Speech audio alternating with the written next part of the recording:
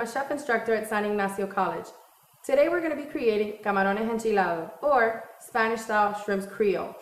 What we have today are 21-25 medium-sized shrimps, peeled and deveined.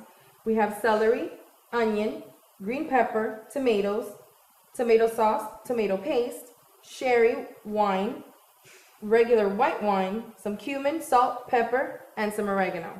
We also have some seafood stock. Okay, so first we start by taking 2 tablespoons of vegetable oil, putting it in a hot pan over your stove, then adding the onions, letting that saute for about 2 to 3 minutes until they become translucent, adding your celery, your green pepper, your tomatoes, tomato sauce, tomato paste, sherry vinegar, regular white dry wine, some cumin, your dried oregano, and a little bit of salt, and then the star of the show, your shrimps. Add in your vegetable stock and let that all simmer together, and you'll have your camarones enchilados.